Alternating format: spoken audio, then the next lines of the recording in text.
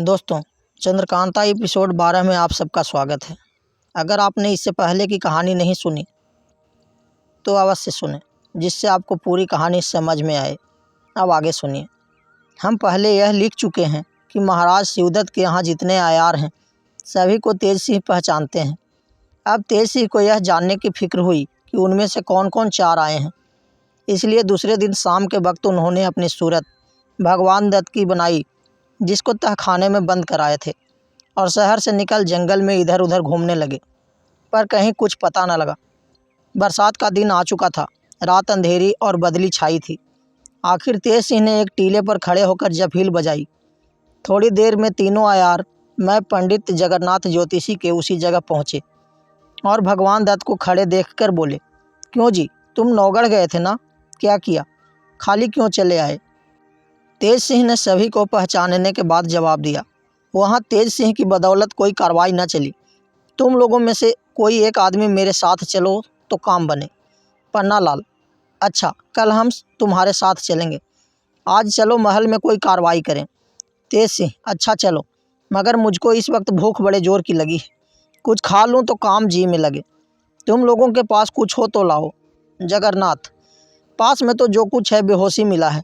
बाजार से जाकर कुछ लाओ तो सब कोई खा पीकर छुट्टी करे। भगवान दत्त, अच्छा, एक आदमी मेरे साथ चलो। पन्नालाल साथ हुए। दोनों शहर की तरफ चले। रास्ते में पन्नालाल ने कहा, हम लोगों को अपनी असली सूरत बदल लेनी चाहिए, क्योंकि तेज सिंह कल से इसी शहर में आया है और हम सभी को पहचानता भी है। शायद घूमता फिरता कहीं मिल जाए। भगवान दत्त ने यह सोचकर कि सूरत बदलेंगे तो रोगन लगाते वक्त शायद यह पहचान ले, जवाब दिया, कोई ज़रूरी नहीं, कौन रात को मिलता है। भगवान दत्त के इनकार करने से पन्नालाल को शक हो गया और गौर से इनकी सूरत देखने लगा, मगर रात अंधेरी थी, पहचान न सका।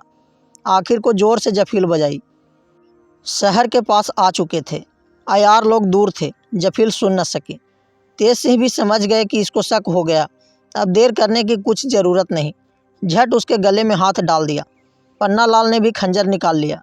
दोनों में खूब जोर की भिड़ंत हो गई।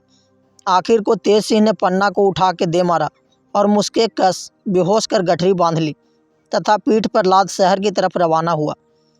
असली सूरत बनाए डेरे पर पहुँचे। एक कोठरी में पन्नालाल को बंद कर दिया और पहरे वालों को सख्त ताकीद कर दी कि उसी कोठरे के दरवाजे पर पलंग बिछा सो रहे। सवेरे पन्नालाल को साथ ले दरबार की तरफ चले।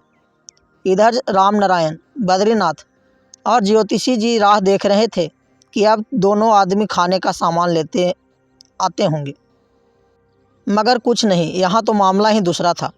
उन लोगों को शक हो गया कि कहीं दोनों गिरफ्तार न हो गए हों, मगर यह ख्याल में ना आया कि भगवान दत्त असल में दूसरे ही कृपा निधान थे। उस रात को कुछ न कर सके, पर सवेरे सूरत बदल खोज में निकले।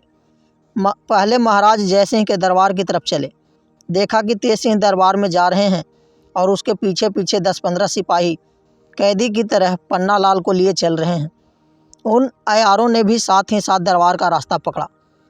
तेज सिंह पन्नालाल को लिए दरबार में पहुँचे। देखा कचहरी खूब लगी हुई है। महाराज बैठे हैं। वह भी सलाम कर अपनी कुर्सी पर जा बैठे। कैदी को सामने खड़ा कर दिया। महाराज ने पूछा, क्यों तेज सिंह, किसको लाए हो? तेज सिंह ने जवाब दिया, महाराज, उन 5 अयारों में से जो चुनारगढ़ से आए हैं, एक गिरफ्तार हुआ है। इसको सरकार में लाया हूँ। जो इसके लिए मुनासिब हो हुक्म किया जाए। महाराज गौर के साथ खुशी भरी निगाहों से उसकी तरफ देखने लगे और पूछा, तेरा नाम क्या है? उसने कहा, मक्कार खां उर्फ अयार खां। महाराज उसकी ढिठाई और बात पर हंस पड़े और हुक्म दिया, बस इससे ज़्यादा पूछने की कोई ज़रूरत नहीं। सीधे कैद खाने में ले जाकर इसको बंद करो और सख्त पहरे बैठा दो। हुक्म पाते ही प्यादों ने उस अयार के हाथों में हथकड़ी और पैरों में बीड़ी डाल दी और कैद खाने की तरफ ले गए। महाराज ने खुश होकर तेज सिंह को 100 असरफी इनाम में दी। तेज सिंह ने खड़े होकर महाराज को सलाम किया और असरफियाँ बटुए में रख ली। राम नारायण, बद्रीनाथ और ज्योतिषी जी भेष बदले हुए दरबार में खड़े यह सब तमाशा देख रहे थे। जब पन्नालाल को कैद खाने का हुक्म हुआ, वे लोग भी बाहर चले आए और आपस में सलाह कर भारी चालाकी की। किनारे जाकर बद्रीनाथ ने तो तेज सिंह की सूरत बनाई और राम नारायण और ज्योतिषी जी प्यादे बनकर तेजी के साथ उन सिपाहियों के साथ चले जो पन्नालाल को कैद खाने की तरफ ले जा रहे थे। पास पहुंचकर बोले, ठहरो ठहरो, इस नालायक अयार के लिए महाराज ने दूसरा हुक्म दिया है, क्योंकि मैंने अर्ज किया था कि कैद खाने में इसके संगी साथी इसको किसी न किसी तरह छुड़ा ले जाएंगे। अगर मैं इसको अपनी हिफाजत में रखूँगा तो बेहतर होगा, क्योंकि मैंने ही इसे पकड़ा है। मेरी हिफाजत में यह रह भी सकेगा, सो तुम लोग इसको मेरे हवाले करो। प्यादे तो जानते ही थे कि इसको तेज सिंह ने पकड़ा है, कुछ इनकार न किया और उसे उनके हवाले कर दिया। नकली तेज सिंह ने पन्नालाल को ले जंगल का रास्ता लिया। उसके चले जाने पर उसका हाल अर्ज करने के लिए प्यादे फिर दरबार में लौट आए। दरबार उसी तरह लगा हुआ था। तेज सिंह भी अपनी जगह बैठे थे। उनको देख प्यादों के होश उड़ गए और अर्ज करते करते रुक गए। तेज सिंह ने इनकी तरफ देखकर पूछा, क्यों, क्या बात है? उस अयार को कैद कराए? प्यादों ने डरते डरते कहा, जी उसको तो आप ही ने हम लोगों से ले लिया। तेज सिंह उनकी बात सुनकर चौंक पड़े और बोले, मैंने क्या किया? मैं तो तब से इसी जगह बैठा हूँ। प्यादों की जान डर और ताजुब से सूख गई, कुछ जवाब न दे सके।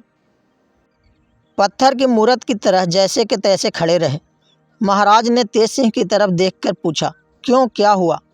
तेज सिंह ने कहा, अयार चालाकी कर गए, मेरी सूरत बनाकर उसी कैद को इन लोगों से छुड़ा ले गए। तेज सिंह ने अर्ज किया, महाराज इन लोगों का कसूर नहीं, अयार लोग ऐसे ही होते हैं, बड़े बड़ों को धोखा दे जाते हैं, इन लोगों को क्या बिसात है। तेज सिंह के कहने से महाराज ने उन प्यादों का कसूर माफ़ किया, मगर उस अयार के निकल जाने का रंज देर तक रहा। बद्रीनाथ वगैरह पन्नालाल को लिए हुए जंगल में पहुँचे। एक पेड़ के नीचे बैठकर उसका हाल पूछा। उसने सब हाल कहा। अब इन लोगों को मालूम हुआ कि भगवान दत्त को भी तेज सिंह ने पकड़ के कहीं छिपाया है। यह सभी ने पंडित जगन्नाथ से कहा, आप रमल के जरिए दरियाफ्त कीजिए कि भगवान दत्त कहाँ है। ज्योतिषी जी ने रमल फेंका और कुछ गिन गिनाकर कहा, बेशक भगवान दत्त को भी तेज सिंह ने ही पकड़ा है और यहाँ से 2 कोस दूर उत्तर की तरफ एक खोह में कैद कर रखा है। यह सुन सभी ने उस खोह का रास्ता लिया। ज्योतिषी जी बार बार रमल फेंकते और विचार करते हुए उस खोह तक पहुँचे और अंदर गए। जब उजाला नजर आया तो देखा सामने एक फाटक है, मगर यह नहीं मालूम होता कि किस तरह खोलेगा।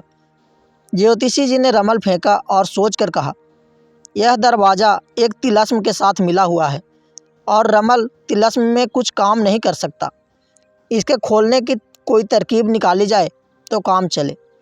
लाचार वे उस खोह के बाहर निकल आए और अयारी की फिक्र करने लगे।